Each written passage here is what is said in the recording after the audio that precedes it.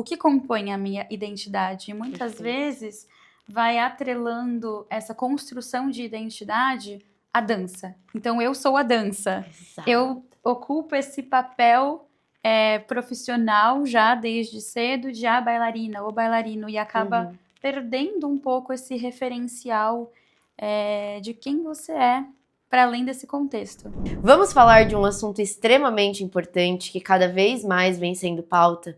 Vamos falar sobre saúde mental na dança? O nervoso excessivo antes de entrar em cena, as complexidades com o corpo e com a comida, a ansiedade da vida artística, os muitos medos que permeiam uma carreira profissional e tantos outros sentimentos que ficam à flor da pele, sentidos dentro e fora de sala de aula, pelos bailarinos, professores, diretores, família, afinal somos seres humanos e o sentir está muito presente. Mas como lidar em cada uma dessas situações? Muito prazer, eu sou a Giovana Pérez e estarei mediando esse papo em mais um episódio da parceria entre Evidência Balé e Na Dança Podcast. E a nossa convidada é Marcela Mendes, que é psicóloga especializada em psicologia junguiana, autora, palestrante e, é claro, bailarina. Boas-vindas! Obrigada, muito bom estar aqui hoje. Legal. Muito feliz da gente poder trocar, conversar bastante. Com certeza. Tem papo, né? Nossa Senhora, desse papo, não só eu me interesso, mas eu acho muito importante a gente trazer à tona saúde mental, principalmente pós-pandemia, né? A gente vê aí o crescimento desse assunto e a importância mesmo da gente trazer isso para a mesa, né? Pra gente conversar como algo que sim, a gente precisa falar de, né?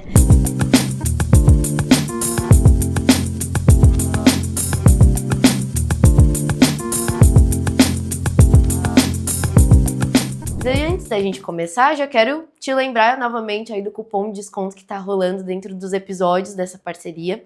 Daqui a pouquinho eu libero novamente aqui o cupom de desconto para você aproveitar por 48 horas. Então fica aqui com a gente, tá? Marcela, então pra gente começar, conta um pouquinho de como que você se interessou pela área da dança e resolveu unir, assim, a psicologia. Tá, isso tem a ver, assim, com a minha história, né? Quando eu tinha 3 aninhos, meus pais contam que eu sentei assim na frente da televisão e tava passando uma apresentação de balé. E aí eu, piquititica, não lembro disso, mas eu fiquei assim paradinha assistindo e me emocionei. Eles ficaram passados. E depois disso eles me levaram para uma apresentação. E no dia da apresentação eu me emocionei também. Olha. Então eu comecei o balé desde então, eu me formei com 15, continuei dançando, só tive uma pausa, quando eu fui para São Paulo fazer faculdade, enfim. E aí comecei a estudar psicologia e ao longo, assim, da graduação, eu fui me deparando com diversos temas. Aí um dia eu estava mexendo assim no celular e aí eu vi o curso de psicologia da dança da Maria Cristina. E aí a gente fez, que né? a gente fez, sim. E na época eu falei, agora não dá muita coisa na faculdade, mas depois eu vejo. E anotei que faria. Aí, acho que foi pelo 5º semestre da faculdade, eu comecei a fazer o meu acompanhamento em psicoterapia na abordagem junguiana, que é a linha que eu sigo. E levei essa pauta para terapia e falei para minha psicóloga, como eu consigo juntar, né, a expressão, o movimento com a psicologia? E aí eu fui percebendo que a psicologia e a dança tinham muitas coisas em comum. Como, por exemplo, ritmo.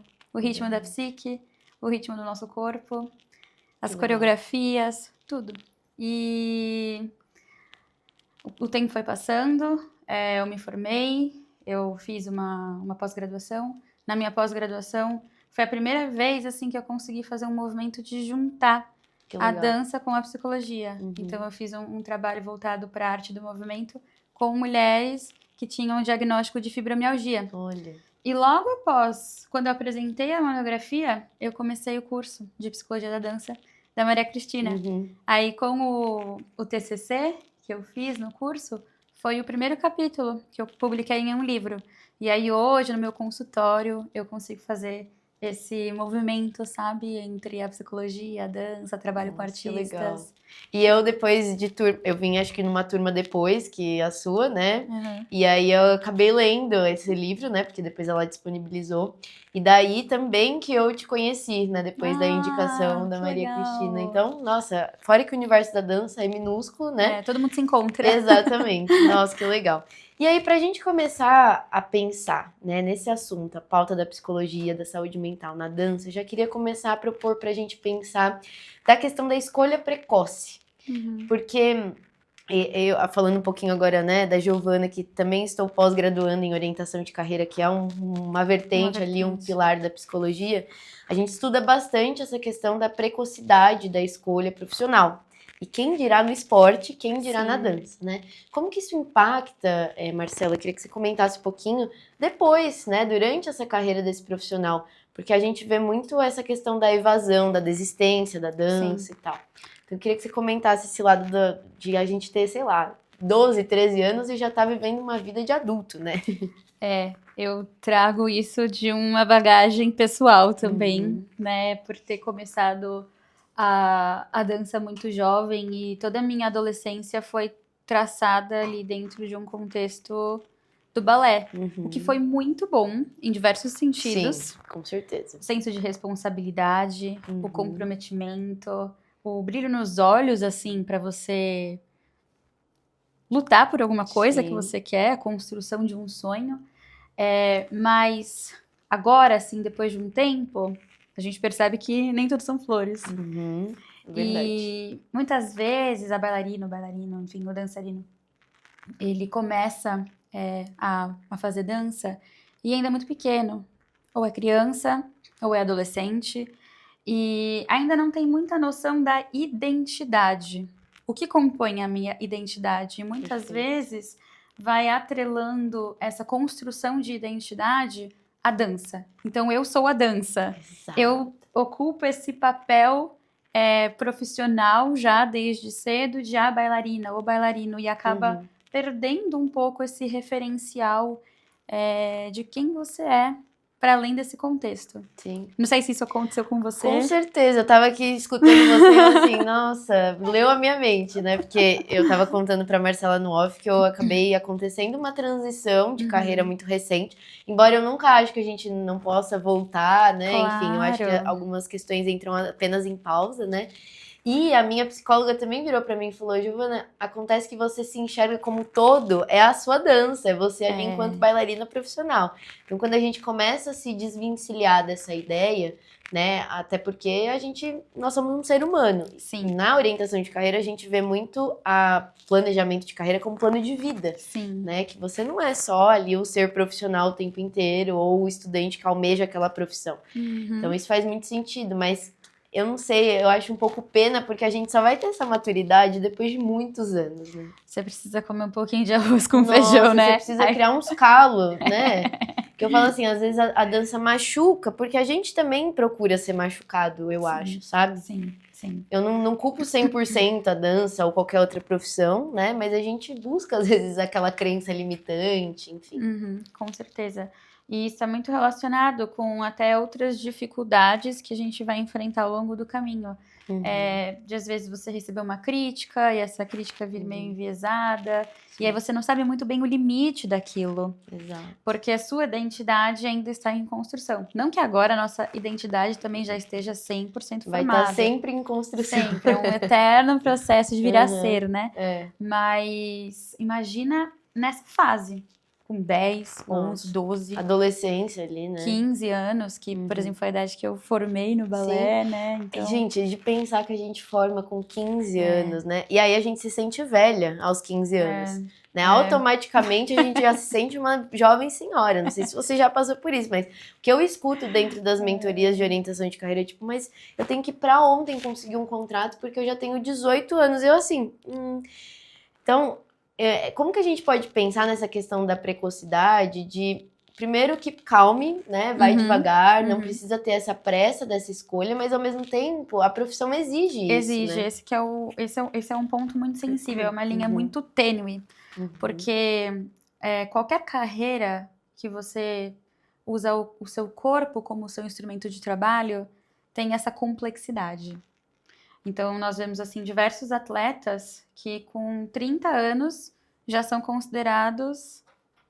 não, já tenho que me aposentar. Exato, com um monte de operação. Um monte de operação, porque a gente leva o corpo a um extremo mesmo.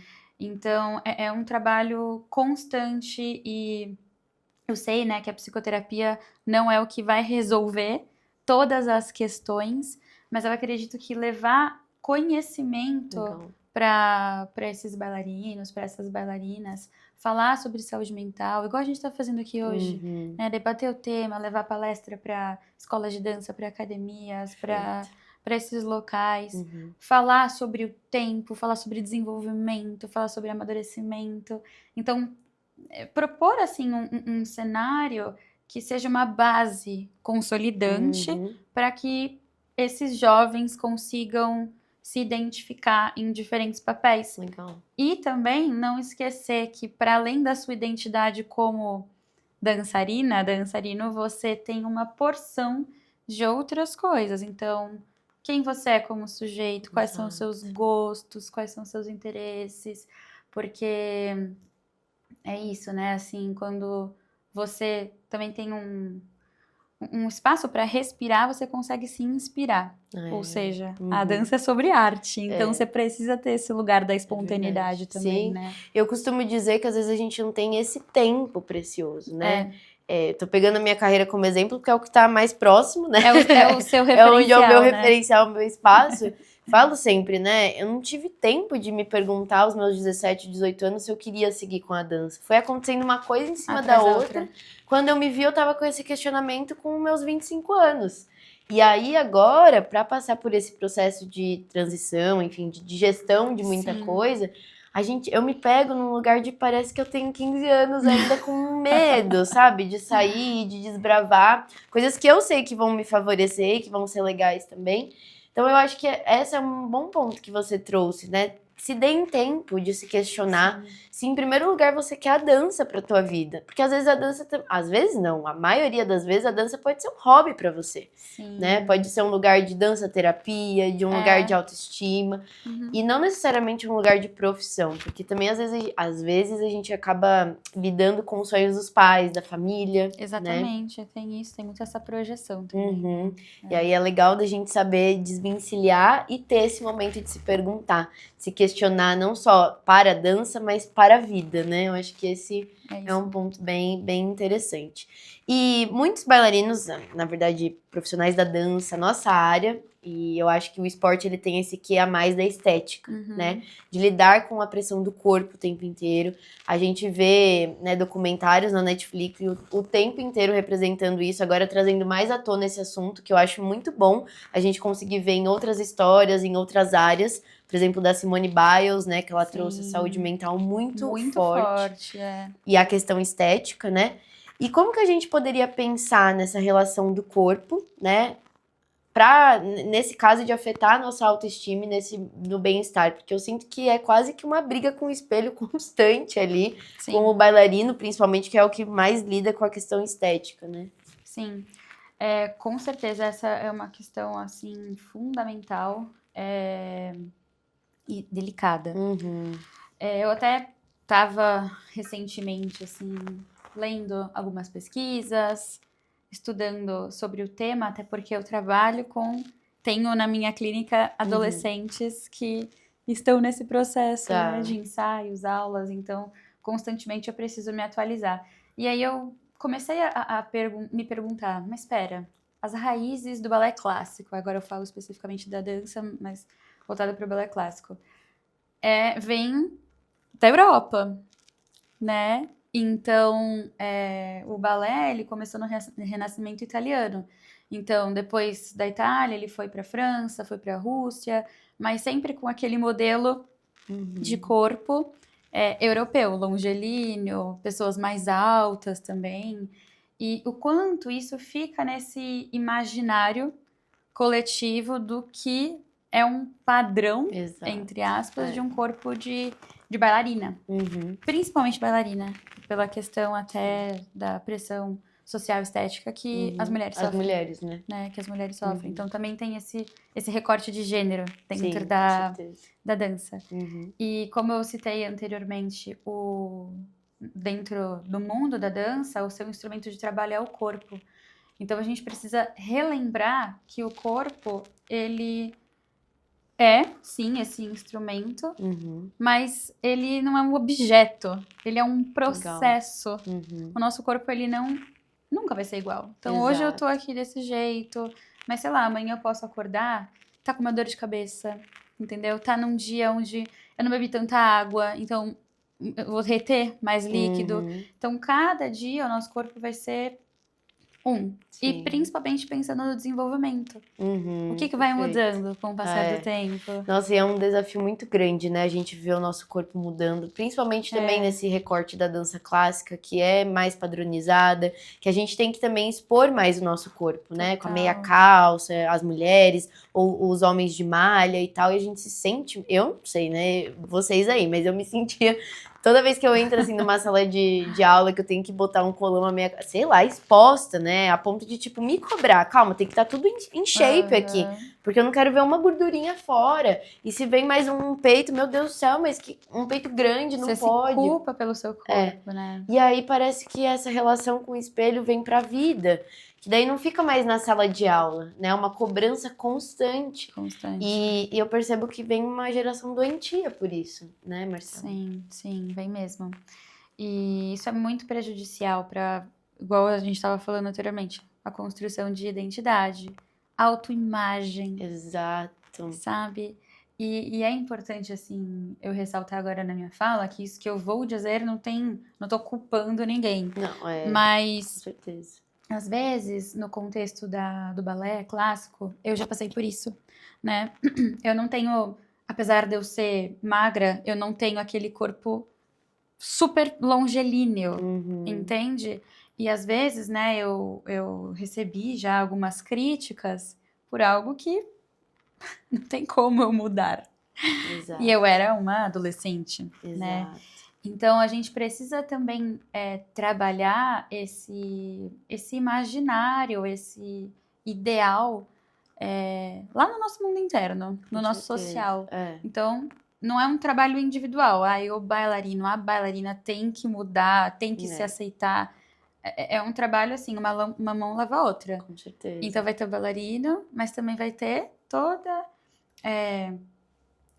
vão ter todos os professores. O ambiente, como a gente vai se acolher mais. Sim. Porque esses professores que estão ali dando aula, provavelmente também foram muito machucados.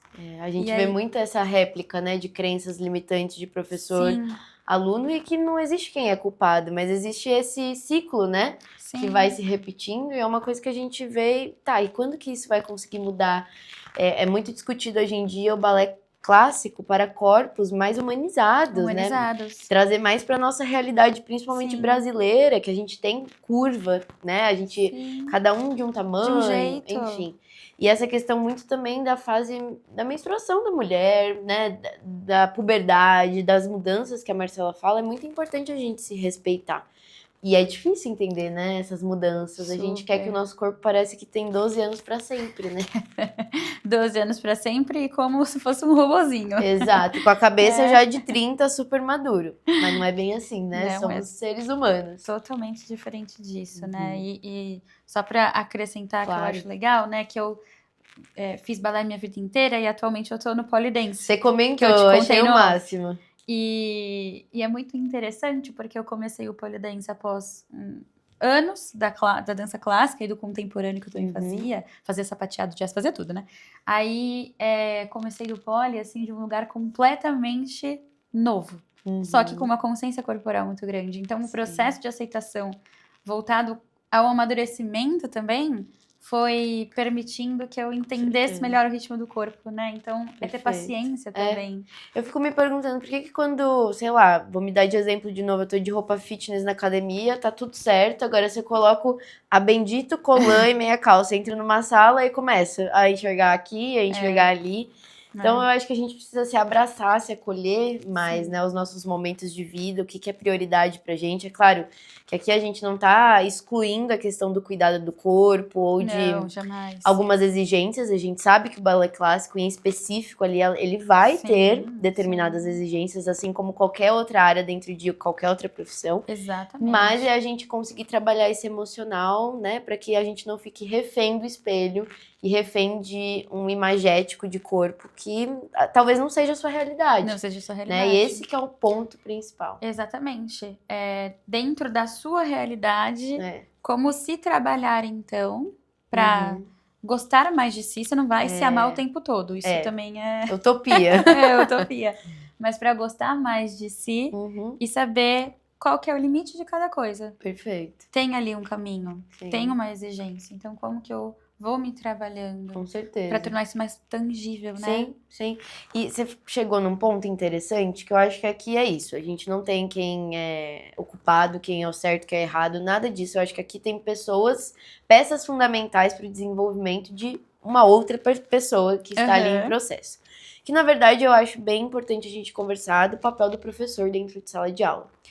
Porque às vezes a gente banaliza a questão do professor de dança, mas o professor de dança às vezes convive mais com aquela criança, com aquele adolescente, do que o próprio pai, a mãe e a família.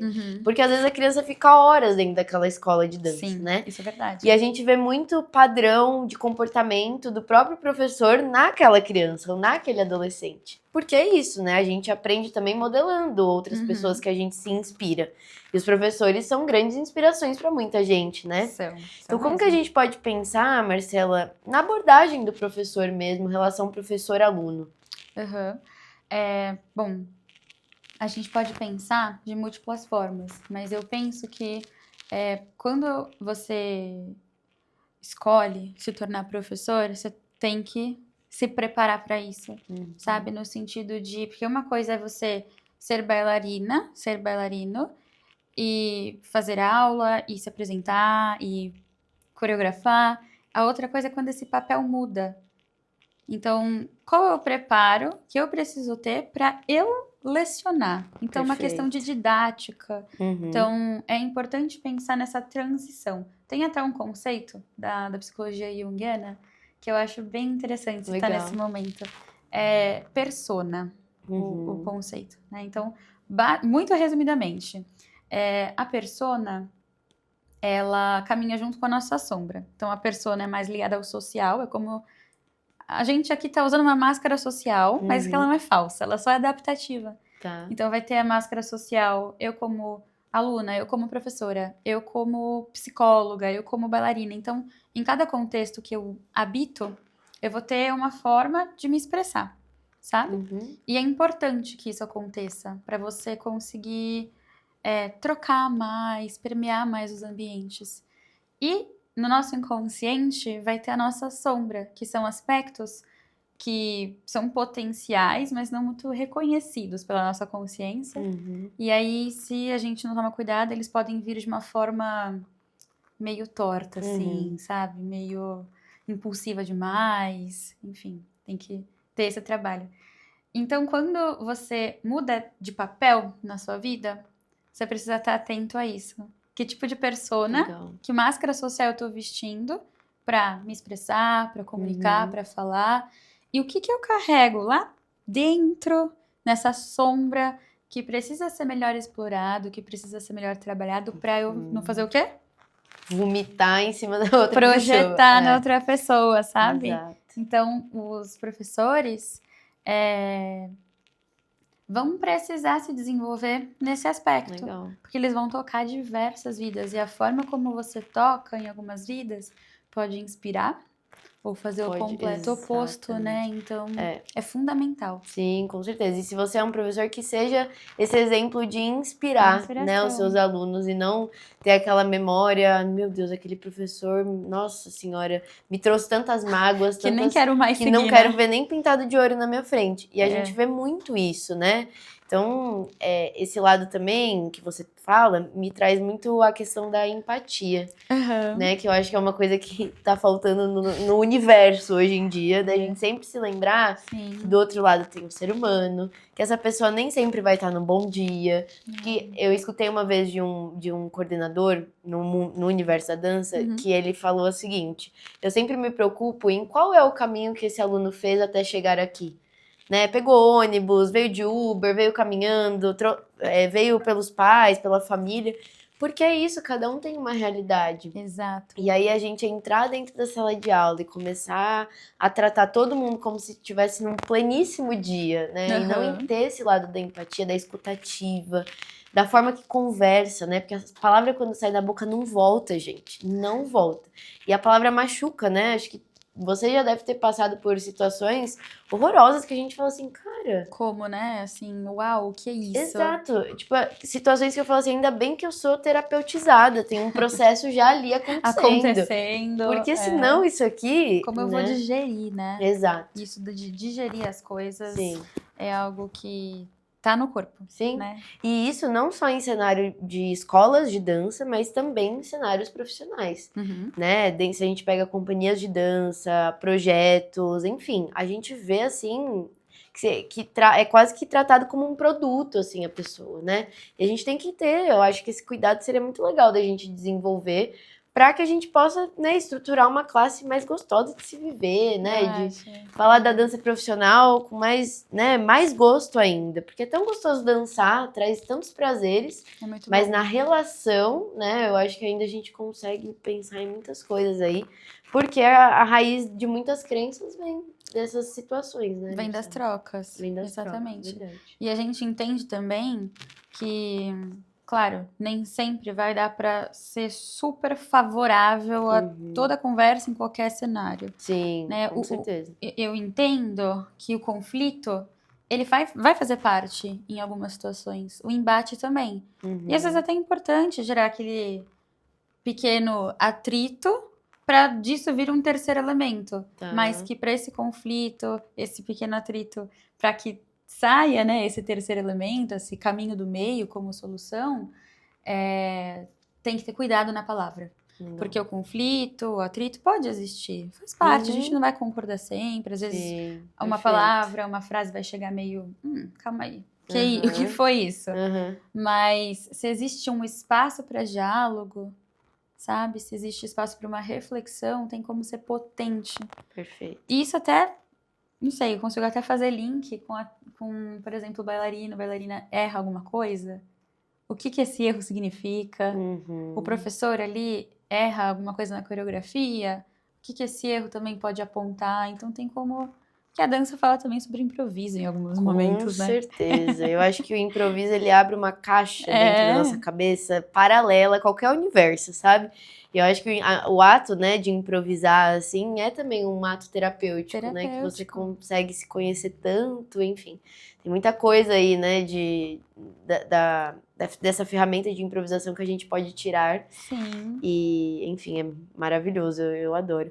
Antes da gente continuar nosso assunto, eu vou liberar o cupom de desconto para vocês, né? Então vai aparecer aqui na tela ou na descrição do episódio para vocês aproveitarem aí por 48 horas lá no site da Evidência, beleza? Então corre para lá depois do nosso episódio terminar. Isso aí. Bom, então a gente já falou de várias questões muito importantes, né? Essa questão da improvisação, eu acredito que deixa a gente mais maleável. Espontaneidade. Né? Espontaneidade, gosto muito. E a gente tava tocando num assunto que eu acredito que conecta muito com os ambientes tóxicos que a gente percebe por aí. Mas queria que você contasse um pouquinho na sua visão como psicóloga, como a gente pode identificar situações tóxicas, falas tóxicas, e como sair dessa, né? Como a gente pode não só colocar a automatização de nos fechar ou chorar, não que o choro seja, né, um problema, de jeito nenhum. Você chora pra regular essas emoções, mas o que eu faço com isso depois, Exatamente. Queria que você comentasse um pouquinho. Assim. Claro. Bom, como a gente tem falado aqui juntas, a dança é esse espaço onde existe muito espaço para você se expressar, para você soltar a sua criatividade, para você manifestar aquilo que está dentro de si. Mas também, se a gente não toma ali um cuidado, pode se tornar um ambiente de muita competitividade, pode se tornar um ambiente de muita comparação. E qual que é o limite entre inspirar, invejar, comparar? Perfeito. Qual que é o limite de tudo isso? Assim, né, Jo, eu acredito que a gente, quando tá assim nos contextos, tem sempre aquela voz interna que te aponta que algumas situações estão mais favoráveis ou não. Até vou citar novamente uma fala do Jung, que é o fundador da psicologia analítica, que ela é muito forte para mim. Quando eu li pela primeira vez, eu fiquei, será que faz sentido? Aí você leva para a vivência e você percebe que sim, faz. Ele dizia que todas as respostas elas estão dentro de nós, só esperando a pergunta chegar. Então, se aquela fala, se aquele comentário, se aquela percepção te deixou um pouco incomodada, sinal que alguma coisa tem ali. Aí você só precisa, no seu processo pessoal, perceber, ok, isso diz sobre mim ou isso diz respeito ao que o ambiente está colocando para mim. Porque às vezes nós também podemos ser tóxicos, né? Total. Bem como o ambiente ou as pessoas naquela situação podem ser tóxicas com a gente. Essa palavra, ela chegou muito forte. E eu sempre gosto de trabalhar assim com o significado que o dicionário aponta da palavra, mas também o significado simbólico que essa palavra tem. E ao se dar conta, assim, de um ambiente que não está muito favorável, você deve parar e refletir e pensar. O que eu enxergo que aqui está tóxico, que está me incomodando? Como eu manifesto isso? Com quem que eu vou conversar sobre isso? Como que eu vou me expressar? Porque é importante apontar. É importante verbalizar. Sim. É importante, sim, demonstrar, sabe? Não ficar guardando só pra você, porque senão a mudança ela não vai acontecer, né? Você pode ter o seu tempo, mas... Tem um podcast que eu gosto muito, que é o Para Dar Nome às Coisas. Ah, né? eu sei. Você gosta também? Ai, um beijo, adoro. Natália, aquela, né? Se estiver assistindo a gente. Mas é porque eu acho que faz muito sentido isso, de para dar nome às coisas. Dê nome aos seus sentimentos, dê nome aos seus incômodos, dê nome às pessoas que te incomodam, à situação. Porque isso faz muito sentido ao identificar melhor determinadas situações que não estão prevalecendo a gente, não estão sendo nada positivas e tudo mais. E às vezes a gente entra num automático do dia a dia que a gente vai deixando os incômodos meio que quase debaixo do tapete. Aqui, né? fica essa daqui. Fica tudo aí. Aí e o quando tapete... vê, a gente explode. Aí vem um burnout, aí vem uma crise de ansiedade fortíssima, né? E a gente vê isso com muita frequência nos dias de hoje, né? Principalmente com a era da internet, que a gente olha, abre o Instagram assim e vê uma porção de informações e a gente às vezes não sabe o que faz com aquilo, né? Como eu processo, né, sobre Exato. isso. Sim, definitivamente. E esse para dar nome às coisas é muito cirúrgico, né? Nossa, quando eu aprendi a começar a dar um pouquinho de nome aos incômodos, ao estresse, à ansiedade e tudo mais, parece que aquilo vai... Parece não, vai aliviando, né? Porque isso é mental aqui. Sim, a gente precisa nomear os nossos sentimentos e relembrar também que apesar deles serem muito fortes e norteadores das nossas decisões, o que eu vou fazer com isso, eles não são a gente, entendeu o que eu quis dizer? Eu sinto, eu entendo que eu tô com essa questão dentro de mim, dei nome pra isso, ok, qual vai ser a estratégia que eu vou usar pra lidar, relembrando que não é o sentimento que vai mandar eu fazer, mas o que eu vou aprender com ele, né? O que eu vou acessar, como eu vou acessar. Se a gente vê divertidamente, não é exatamente assim como atuam os sentimentos, mandando ali em você e apertando botões, né? Existe um eu ali, não sei, até como... O senso de si, lembra do filme? Exato. Na verdade, o filme todo girou em torno de o quê? resgatar o senso de si da Riley. Exato, verdade. E aí os sentimentos que iam entendendo como se manifestar a partir das internalizações que ela foi construindo sobre o mundo, né? Isso faz sentido quando a gente pensa no medo de subir no palco, da ansiedade que dá ao anunciar a nossa coreografia antes num festival ali, ou qualquer outro compromisso que a gente tenha. Já tem um fator ali que é a exposição ao público, né? E aí essa questão de competição, de comparação, de autoestima, vem tudo à tona. Tudo. Como que a gente pode pensar em estratégias, principalmente nesse cenário de subir no palco prestes a uma apresentação, Marcela? Tá. Diferentes formas, né? Eu tenho uma certa dificuldade, às vezes, em passar uma listinha, sabe? Faça isso, faça aquilo outro. Porque eu entendo que cada ser humano tem a sua singularidade, é único. Bom, você também sabe disso, né? E cada um vai ter o seu jeito, o seu ponto mais forte, o seu ponto mais fraco. Mas existem, apesar de cada um ser um universo, existem certos rituais, vamos colocar assim, que você pode ter com você mesmo que faça sentido para você. Perfeito. Então, para mim, pode ser uma coisa. Para você, outra coisa completamente diferente. Mas o ritual vai contribuir nessa autoconfiança. E eu acho importante ressaltar também que a ansiedade, ela tem diferentes atuações, né? Então, por exemplo, antes de vir pra cá, eu tava um pouco ansiosa, assim, pensando, nossa, como será que vai ser? Né? Como será que vai desenrolar a conversa? Como vai ser o ambiente? Mas é uma ansiedade boa, no sentido da concretização, no sentido de você pensar em algo que vai te movimentar perante a vida. E tem a ansiedade que aí já não é tão bacana, que é a ansiedade que vai te travar, te trazer uma insegurança absurda. Então, antes de você entrar num palco, por exemplo, entender que ansiedade é essa. Se essa ansiedade tá falando pra mim, olha, uma farsa isso, hein? Já vão descobrir que você não é boa o suficiente. Exato. Ou pode ser a ansiedade assim, nossa, eu gosto tanto do que eu faço, quero dar o meu melhor, quero mostrar a alma que existe na minha dança.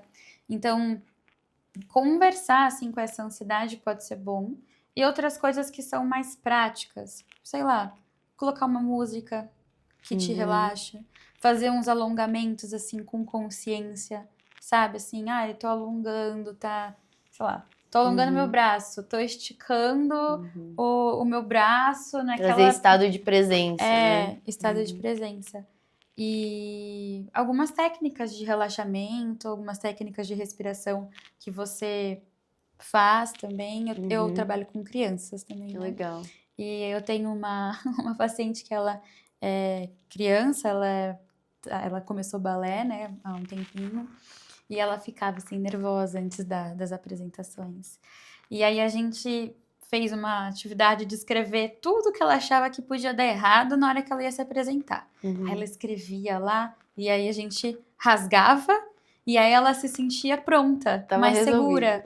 Ou senão ela pegava assim, ela ficava com muita vontade de ir ao banheiro antes da apresentação. Aí ela levava esse papelzinho, ia no banheiro, jogava o papelzinho e dava descarga. Então o medo ia embora. Então eu fiz esse trabalho com crianças, mas com adultos, com adolescentes, isso também pode ser adaptado de acordo com a sua necessidade. A gente encontrar uma estratégia que seja boa para cada pessoa, vai ter a sua, né? Eu, por exemplo, adorava fazer yoga antes das minhas apresentações, por mais que dependia, tá, gente, né? Numa coreografia mais punk, assim, eu não ia fazer um yoga, relaxar para poder entrar no palco. Mas começar o dia, por exemplo, com yoga, que daí já me alinhava pro resto do dia, uma breve meditação. Então, é legal vocês pararem aí para poder pensar quais estratégias eu posso desenhar, né, alinhar, estruturar para antes de entrar no palco, para uma apresentação, até mesmo porque isso é rotineiro no dia a dia assim, de um bailarino de companhia, de alguém que trabalhe, né, na dança ativamente ali. Então, a gente precisa trazer isso com mais frequência, porque senão realmente pode ser uma ansiedade que te trava e te tira do jogo da dança profissional. Concordo. E a gente não quer isso, né? Não quer isso. Estamos, afinal, preparando, Por favor, né? consolidando a personalidade de cada um para se sentir segura. Exato. Segura. Uma coisa que você falou que eu acho que ela é muito importante a gente comentar é sobre o medo de não ser bom o suficiente, né? E essa ansiedade, essa falta de autoconfiança que é muito presente, a gente sabe, principalmente pelo fator que a gente lida também com o corpo, não é só a questão do conhecimento ou do intelectual, de poder agir ali e fazer acontecer. Como a gente pode trabalhar melhor a autoconfiança, não só dos bailarinos, mas do professor, né, das atuações diversas aí da dança? A gente tem falado bastante aqui, né? Tocado bastante nessa tecla da comparação e inspiração. Então, acredito que um dos primeiros passos para você se identificar como profissional da dança, bailarina, dançarino, enfim, é você se apropriar do que você está querendo expressar ali. Sem ficar comparando, puxa, mas ela tá fazendo daquele jeito. Ela é melhor que eu, ele é melhor que eu. Então, se você vai se apropriando cada vez mais da intencionalidade, o porquê que eu tô aqui, qual é o sentido, o que a dança significa pra mim, eu acredito que isso vai trazendo mais potência pra si. Porque o que seria, né, ser boa o suficiente? Exato, eu fico pensando, é igual a mesma coisa a perfeição. O que seria a perfeição? O que seria, né? O que seria? Para cada um vai ter um limite ali, né? Enfim, né? Ou pilares que permeiam ali um caminho de ser boa o suficiente. Exatamente. E tem também, vou trazer mais uma conexão com a psicologia junguiana, a gente estuda bastante a questão dos arquétipos e do caminho de individuação. Vou explicar rapidinho em poucas palavras para ficar compreensível isso. Então, os arquétipos, vamos imaginar que eles são o esqueleto do nosso corpo, né? E aí os nossos complexos é o formato que cada corpo tem. Né? Então, os arquétipos, eles são esse potencial de características, de qualidades que estão aí no nosso inconsciente coletivo, no consciente coletivo. E aí tem um arquétipo chamado Grande Mãe. E nos estudos que eu faço atualmente, tem uma analista junguiana chamada Mary Whitehouse. E ela trabalha muito com esse tema que eu tô falando agora. E ela coloca, né, que esse arquétipo da Grande Mãe, como a gente está associando a figura arquetípica de mãe, não a mãe específica de cada um, tá muito relacionada ao quê? Acolhimento, cuidado, nutrição, sabe? Isso de abastecer. Então, é muito importante a gente abastecer essas características. Não tô falando da experiência de mãe, né? Essas características que a grande mãe pode representar para esse bailarino, essa bailarina se sentir boa o suficiente. Então, não sabemos o que significa boa o suficiente, mas para se sentir pertencente, reconhecida. Então, se nutrir física, espiritualmente, psicologicamente, de bons relacionamentos. Igual eu citei anteriormente, desbravar a sua personalidade para além de uma coisa exclusiva, até para a dança ficar mais autêntica. E aí outro que eu tinha falado, né, do caminho de individuação. A individuação é um caminhar da vida de você tornar-se quem você é na sua maior singularidade, totalidade. A gente nunca vai conseguir se individuar por completo e nem é recomendável. Mas você entender que o seu caminho é esse que você está trilhando, ainda com os tombos, os calos, os imprevistos, ele é seu. E aí, a gente não se bagunça com a beleza de caminhos alheios, sabe? Mas sim, foca no seu e se inspira com aquilo que tá no entorno. Então, eu acho que isso vai ajudando a se sentir pertencente, dona da própria pele, sabe? Não, super importante, faz total sentido. E é muito legal a gente olhar mesmo para autoconfiança, porque isso é uma virada de chave assim muito grande. Quem tem é muito nítido e aquele que não tem também é muito nítido, para que a gente possa ter artistas cada vez mais potentes Sim, e apropriados de si, né? com certeza. Pra gente ir pra última pergunta, então, eu queria que você falasse um Já? pouquinho. Pois é. Não, eu Meu ficaria horas aqui, ó. Deus! Horas conversando sobre esse assunto. Foi quase que uma sessão terapêutica aqui pra gente, né? Nossa, como o tempo voa. Pois é. A gente sabe que uma das coisas que a gente precisa desenvolver enquanto artista é a resiliência, não só como artista, mas como ser humano. Sim. Mas uma carreira artística ainda um pouco mais, se falando em determinadas culturas e geografia, um pouco mais ainda, né? E como que a gente pode desenvolver essa carreira com um pouco mais de paz no coração, sabe? A ponto de não sair um desespero. Tudo bem, né? Cada um tem o seu contexto, a gente nunca sabe o que o outro está passando, qual é o objetivo de fato daquela pessoa, mas é que eu às vezes acredito que esse desespero bate, a gente não sabe o que fazer porque a gente ainda acredita que é uma carreira que é muito sofrida, que não vai devolver todo o resultado que a gente espera, e aí acaba não tendo essa paciência, essa resiliência no processo, o que é compreensível, mas queria que a gente fechasse esse episódio pensando em como a gente pode trabalhar isso dentro de cada um de nós. Tá vendo uma aguinha? Pergunta de milhões. Essa é a pergunta de milhões. Bom, a carreira, né, dentro da dança, ela é de fato regada por todas essas dificuldades, esses caminhos não tão lineares assim, né? E isso pode ser, assim, até um ensaio sobre a vida. Eu acho que antes até de você pensar especificamente na dança, é importante você pensar, a vida é impermanente. Total. E aceitando, por mais que seja difícil, complexo, a impermanência da vida, estrutura um pouco mais para você pensar nas instâncias dela, sabe? Então, a vida é essa grande dança impermanente. Verdade. O que a gente tem de estabilidade hoje em dia, né? Essa grande impermanência. Né? Essa estabilidade, a gente precisa de uma estrutura, a gente precisa de uma estabilidade, claro. Precisa pagar as contas, Exato. né? Mas ela é impermanente. A partir do ponto que você consegue respirar um pouco com isso, dá pra gente passar por uma próxima etapa, que é pensar, ok, frente às impermanências, como eu quero que sejam as minhas permanências, né? E isso na escolha, assim, de qualquer carreira, você precisa entender o que ela vai te demandar. Então, vou até, igual você falou, né? Vou citar o meu exemplo, porque é o que tá mais perto mesmo, né? Os nossos referenciais, enfim. Eu fiz balé, eu pensei sim em seguir com a dança, só que chegou um determinado ponto que eu pensei, como que é a vida? Como que é o caminho? E na época, para mim foi negociável seguir a psicologia, que era um grande interesse, e unir a dança com a psicologia. Mas porque para mim isso foi negociável. Tem pessoas que não, isso não é negociável. Eu quero seguir como bailarina profissional. Exato. E aí você, então, vai ter que lidar com a realidade de algumas questões.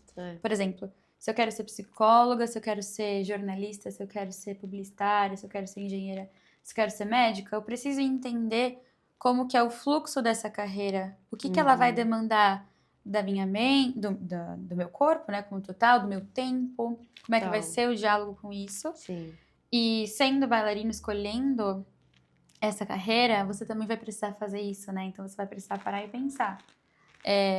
Como que vai ser? Eu tô disposta? Exato. Essa é a pergunta de milhões, né? Buscar o sentido. Com certeza. Não. Com isso a gente encerra, assim, com chave de ouro, com uma super reflexão para você se perguntar, né? Qual é o custo que eu tô a fim de pagar pela minha escolha profissional, para seguir na dança? Em qualquer profissão, Exato. né? Em qualquer profissão a gente vai ter as suas exigências ali e as suas questões também.